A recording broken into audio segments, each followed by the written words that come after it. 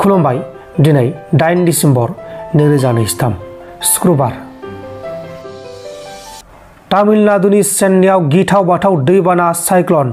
बे गिथाव बाथाव दैबानायाव 12 सुबुङा जिउ गोमानांबाय आरो बे जाथायाव गोबां सुबुंफोरा जोखोमबो जानांबाय। लोगोसे गोबां न'-बां, गारि-गुरा, बाइक, स्कुटि, मुवा बेसादफोरा दैजों लांखार जाबाय। थैनाय सुबुंनि अनजिमाया बांगासिनो दं होननानै मिथिनो मोननाय जादों। जराबादआव गंसे पिकआप गारिजों सासे थैनाय सुबुंनि गोथै सह'खौ फाहामसालियाव पस्टमर्टेम खालामनो थाखाय लांबाय थानाय समाव लामा ससेयाव गारिआ हरखाब लामानिफ्राय साइडआव गोलैलांदों आरो बे गारियाव 6 सुबुङा दावबायगासिनो दंमोन, नाथाय बे जाथायाव रावबो जेबो जायासै। मध्य प्रदेश राज्योनि सिहरी जिल्लानि सिङाव थानाय भोपालनिफ्राय ग्वालियर थांग्रा राजा लामायाव 3 लोगोफोरनि गेजेराव गारिनि सिङाव नांलाय-खमलाय जानायाव सासे लोगोखौ गारि सिंनिफ्राय नाख्लायहरनानै 25 किल'मिटारसिम बुद्रुना लांफादों आरो बे जाथायाव लोगोआ थैदों आरो सानैबो दायनिगिरिया उनाव पुलिसजों एरेस्ट खालामजादों। हमजानाय 2 दायनिगिरिफोरनि मुङा जाबाय राजेश साड्डार आरो सन्दीप। गुबुन बुथारजानाय सासे लोगोनि मुङा जाबाय सन्दीप नागवाल।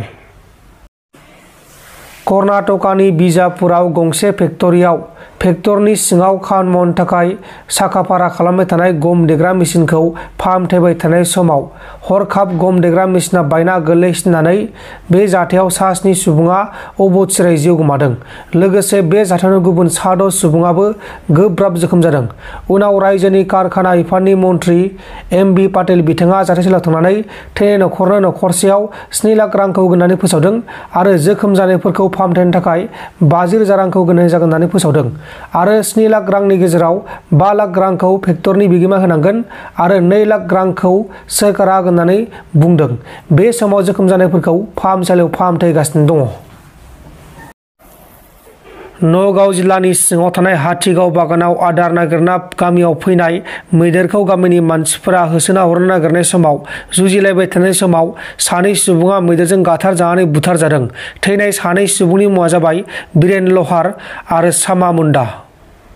भाङाखर गुवाहाटीनि टिभि टावार साखाथियाव आसाम पुलिसनि एसटि बिफाना अपारेसन खालामनानै नंखाय सनाजों लोगोसे जाथायाव लोब्बा थानाय सासे दायनिगिरिखौ एरेस्ट खालामदों। हमजानाय दायनिगिरिनि मुङा जाबाय दिलवार हुसेन, 30 बोसोर बैसोनि आरो बियो लखिमपुरनि थागिबि। बरपेटा जिल्लानि सिङाव थानाय गान्धीनगराव साउलखोवा दैमानि साखाथिनिफ्राय सासे गोदानै जोनोम जानाय गथ'नि गोथै सह'खौ खावसे जुनाद जानाय थासारियाव बोखांनो हादों।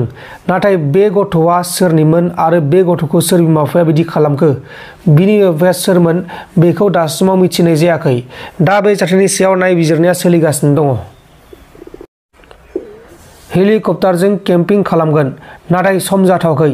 हेलिकप्टारखौ रायज्लायखाबाय। 2024 मायथाइनि लकसभानि बिसायख'थियाव बिबिएफ हान्जाया हारसिंनो गेलेगोन। प्रमद बर'आ गावसोरनि हान्जानि मानसिफोरखौ नायनो रोङाखै, बेनिखायनो बिबिएफ हान्जायाव हाबगासिनो दं होननानै हाग्रा महिलारिआ फोरमायदों।